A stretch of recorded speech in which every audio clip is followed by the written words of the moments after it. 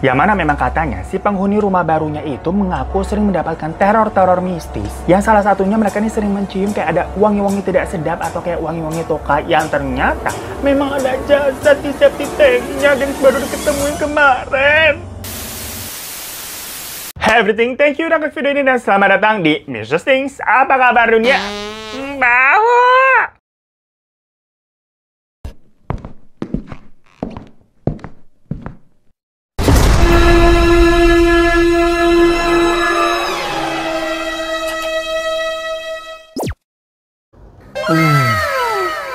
Ini kali rasanya ya gengs ya. Jadi anak-anak kayak Indo bule begitu, yang sekolahnya di international school. Minumannya kan biasanya yogurt-yogurt, kayak Cimory yogurt squeeze. Dimana nih variannya unik-unik, yang cara pengucapannya pun berasa vibes orang kayaknya begitu. Kayak ini gengs, mango sticky rice, black sticky rice, purple taro, Cavendish banana, buset dah tuh. Yo lo kepikiran aja Cimory ya, ngasih rasa dan nama-nama yang mantul-mantul begini. Dan ini gue lagi nyobain yang mango sticky rice. Rasanya gengs, rasa mangganya tuh kerasa banget. Ada kayak sensasi santan-santannya juga, yang pasti ngegerin lek-lekan kita. Berasanya pas minum lagi liburan ke Thailand.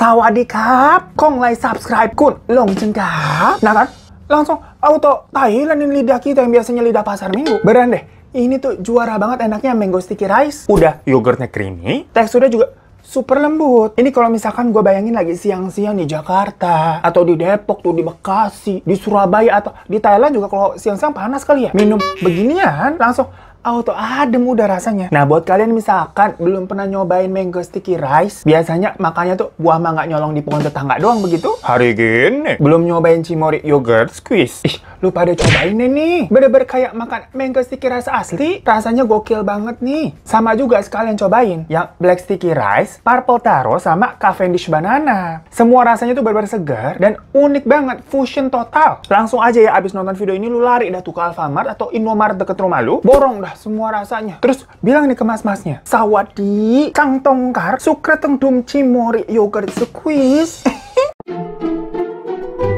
Gengs, kalian jangan suka bohong ya jadi orang ya. Atau mungkin kalian yang sering jadi korban dunia tipu-tipu. Ya habis ya namanya kebohongan. Itu kan suatu saat pasti akan kebongkar juga. Ya kalau pepatahnya tuh mah sepandai-pandainya tupai melompat, kalau jatuh ya jatuh aja begitu bukan sih? Apa baunya akan kecium juga begitu? Mohon maaf kita bahasa Indonesianya dulu remet. Kan kita bule. Walaupun memang terkadang ya, butuh waktu tuh sampai bertahun-tahun untuk suatu kebohongan atau rahasia buat bisa terkuak. Kayak kasus hari ini yang mind-blowing, gengs. Dimana belum lama ini nih, masyarakat Inggris dibikin heboh karena ada penemuan tulang dan tengkorak di dalam septic tank dalam sebuah rumah. Iya, geng, septic tank. Tempat kita menampung hajat pagi-pagi tuh. Wah, ini the real horror sih, gengs. Kalau di film tuh ada The Ring Sadako yang dibuangnya ke sumur. Atau Ivana juga dibuangnya ke sumur tuh. Film Dark Water juga dibuangnya ke tandon air. Nah, realitanya ini lebih gila. Dibuangnya ke septic tank coba. Karena selain hal kriminal, di sini ada cerita horor benerannya juga. Nah, pokoknya jadi ini tuh semua terungkap di tahun 2019. Tapi putusannya baru tahun ini nih, 2022. Dimana lokasi septic tank yang kita bicarakan itu di area tanah peternakan sekaligus rumah milik seorang kakek bernama David Benables yang ada di daerah Kempsey, Worcestershire, Inggris. Nah, bagaimana bacanya tuh? Worcestershire, bodoh lah. Setelah DNA dari tulang-tulang yang ditemukan itu dicek, ternyata itu adalah milik seorang wanita bernama Brenda, yang merupakan istri dari David sendiri. Tapi yang bikin nggak nih dengernya ini ya, Brenda itu sebenarnya udah dilaporkan hilang sejak 4 Mei di tahun 1982, gengs. Gokil nggak tuh? Gue aja belum lahir tahun segitu lah. Kita anak milenial masih muda, tapi kita tua banget hari ini mukanya. Yang berarti jasad Brenda itu udah ada di septic tank sekitar 37 tahun, berarti bener ya? Nah, kok bisa 37 tahun kagak ada yang tahu? Dan apakah alasan David segitu ngaconya terhadap istrinya sendiri? Nah, seperti biasa, kita bahas kronologi dari backgroundnya dulu ya anak-anak ya. Jadi si David ini, itu dulunya memang adalah seorang peternak. Tapi dia udah lama pensiun dari pekerjaannya sejak istrinya dinyatakan menghilang. Dimana di tahun 1982 itu, David membuat laporan ke polisi kalau istrinya sendiri, yang bernama Brenda tadi itu, menghilang di usianya 48 tahun. Nah, setelah adanya laporan itu, sebenarnya pihak kepolisian sana itu langsung melakukan investigasi saat itu juga, gengs. Mereka ini melakukan pencarian Brenda, mulai ditelusuri itu dari rumah-rumah warga, hutan-hutan, sampai ke sungai-sungai juga. Di sekitaran sana tuh ditelusuri. Ya pokoknya segala kemungkinan ya, karena kan mungkin kesesat, mungkin hanyut atau gimana. Nah, walaupun investigasinya pada saat itu melibatkan banyak polisi, termasuk anjing pelacak, gunain banyak perahu buat nyusurin sungai, sampai pakai helikopter buat mantau dari atas. Cuman semuanya itu memang tidak membuahkan hasil, gengs. Jadi statusnya si Brenda itu tetap dinyatakan sebagai orang hilang, dan kemungkinan besar tidak selamat memang. Sampai akhirnya di tanggal 12 Juli di tahun 2019, ada sebuah program maintenance nih dari pemerintah buat pembersihan septic tank yang ada di berbagai kota. Ya bisa disebut juga kayak apa ya, peremajaan kali kalau di sini ya. Dan kebetulan memang kawasan di perumahan David itu masuk ke dalam list program pemerintah itu. Cuman memang waktu di tahun 2019, posisinya rumahnya David itu udah dijual nih ke orang lain sejak 4 tahun sebelumnya. Atau sekitar tahun 2015 dijualnya tuh ke orang lain. Jadi berarti si David emang udah nggak tinggal di situ ya. Dimana David menjual rumah dan peternakannya yang luas banget itu seharga 460.000 pound sterling. Atau berarti sekitar 8,3 miliar rupiah tuh. Kita kalau bahas kasus segini kok orang pada jual-jual rumah gitu gede-gede ya nominalnya ya. Dulu belinya pakai apaan ya? Kita aja mau beli rumah kayak, aduh mahal-mahal banget tanah sekarang. Kalau di sini 8,3 M bisa beli rumah di Pondok Indah tuh. Ya Allah, semoga kita semua punya rezeki segitu ya. Amin. Ternyata harapan cuman harapan.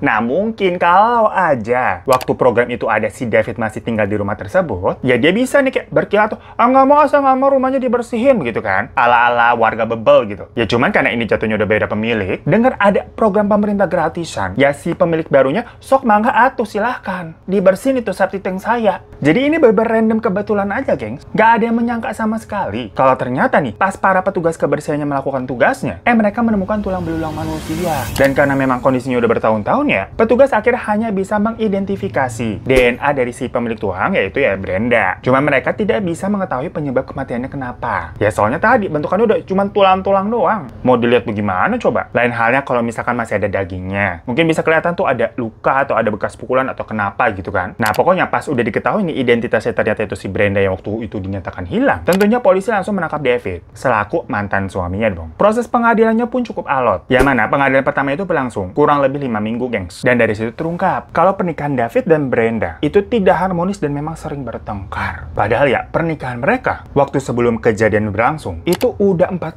tahun meritnya, gengs. Sampai akhirnya si David ini tahu-tahu ketemu wanita lain dan dia selingkuh sama si wanita itu. Jadi ini layangan putus versi horor ujung-ujungnya. Karena beneran nanti ada cerita horornya nih. Kalian simak sampai akhir makanya ya. Nah, di masa perselingkuhannya itu, diduga David ini menghabisi Brenda dan menyembunyikan jasadnya di dalam septic tank. Lalu buat alibi nih, dia pura-pura acting dan lapor ke polisi dengan bilang, Pak, istri saya hilang, Pak, begitu. Dan biar lebih meyakinkan, David juga sempat nuduh serial killer yang waktu itu lagi dicari-cari bernama Fred West sebagai itu pasti Fred pasti pelakunya, Pak. Jadi memang Fred West ini adalah seorang serial killer pembunuh berantai yang udah ngebunuh lebih dari 12 korban dari tahun 1967 sampai 1987. Dan waktu itu benar-benar menjadi teror di Inggris ya. Menjadi pemberitaan di mana-mana deh pokoknya. Nah, David ini membuat kalau seolah-olah istrinya itu adalah salah satu korbannya Fred. Padahal mungkin ya pas terungkap kejadian ini, si Fred dalam hati ini kayak, "Dih, main fitnah-fitnah gue. Kelakuan lu aja lebih serem lu gua lihat-lihat, bos. Apa diumpetin di septic tank?" Ya gimana nggak serem berarti ya 37 tahun. Kalau si David ini buang hajat sama orang-orang rumah baru itu buang hajat tuh. Lah nyampainya ke guyunya ke Brenda yang ada di septic tank, ya nggak sih? Kan kesian banget Brenda. Pokoknya setelah hal ini terungkap dan disiarkan di TV-TV, ada nih salah satu anggota polisi yang pada dulunya di tahun 1982 ikutan misi pencarian Brenda. Dia buka suara. Dia bilang masih ingat banget sama bentukan rumahnya David yang emang gede. Dan dia juga bahkan masih ingat septic tank yang ada di situ. Dimana semua orang nih polisi padahal banyak tuh mondar mandir ngelewatin si septic tank itu. Tapi emang nggak ada satupun orang yang kepikiran buat ngecek ke dalam septic tanknya. Karena nggak nyangka kalau David sendirilah ternyata pelakunya. Jadi mereka memang lebih fokus buat nyusurin sungai-sungai dan hutan-hutan yang dikiranya Brenda itu dibuang ke sana kan, tempat-tempat yang jauh sama orang lain atau kayak sama si Fred tuh yang dituduh tadi. Bukannya ternyata si Brenda ada di rumahnya sendiri. Kalau kayak gini kayak pepatah gajah di pelupuk mata kadang kagak kelihatan begitu ya. Tapi tulisan sel 70% di ujung sana tuh di sebelah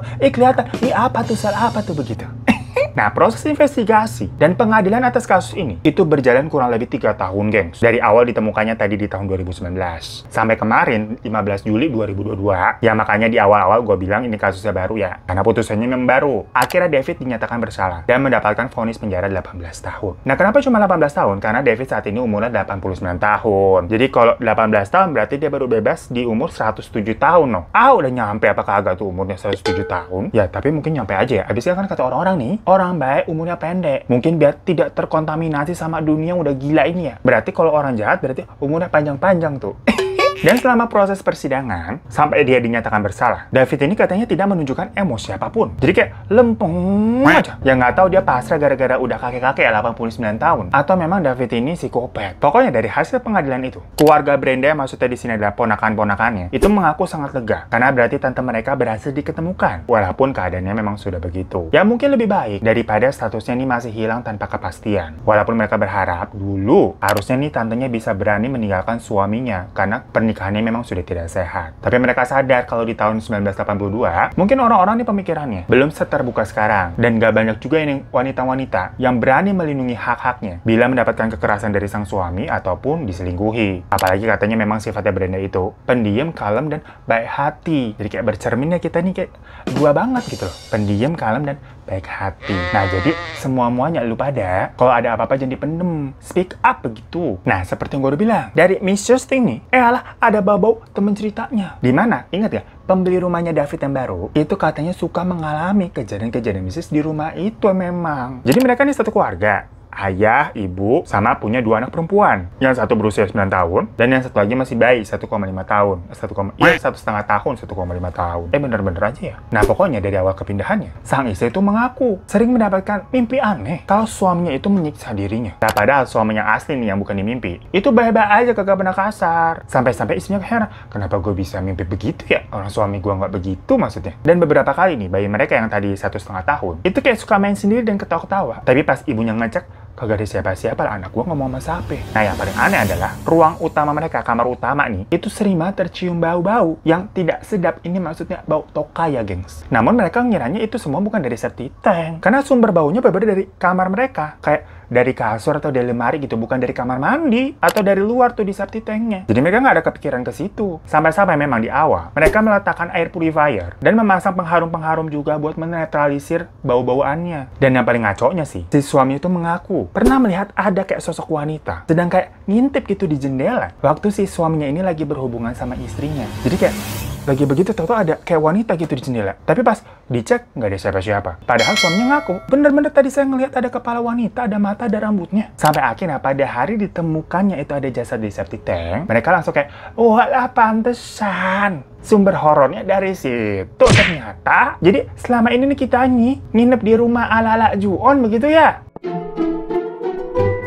So, tadi geng sebuah kasus yang lumayan mix. Kalau dilihat dari sudut pandang si pembeli rumah baru, jatuhnya horor. Tapi kalau dari cerita David, ya jatuhnya kriminal. Yang jelas, kalau di komen-komen di berita itu ya, pas gue baca-baca, orang-orang opininya kebelah dua. Ada yang menganggap David ini tuh orang pinter, yang jago banget menyembunyikan kejahatannya. Tapi banyak juga yang bilang, kalau lah, ini mah kepolisian aja kagak becus waktu itu nyarinya. Dan sebenarnya juga banyak yang berpendapat kalau posisinya David yang berumur 89 tahun ini dijatuhi hukuman penjara 18 tahun, itu jatuhnya kayak dia masuk ke rumah panti jompo nggak sih? Karena kan bakal ada yang ngurusin, ngasih makan, bisa-bisa disuapin. Terus dapat fasilitas pemeriksaan kesehatan gratis juga kalau di sana tuh. Yang ada David bisa keenakan malah. Sementara istrinya sampai gentayangan begitu. Nggak tenang hidupnya, boro-boro enak. Apakah adil? Ya, kalau menurut kalian gimana? Komen di bawah ya. Thank you semua udah nonton. Jangan lupa untuk klik subscribe di bawah buat yang belum. Kalau udah, terima kasih banyak. Boleh minta like-nya. Dan sampai jumpa lagi di kasus interesting selanjutnya. Assalamualaikum.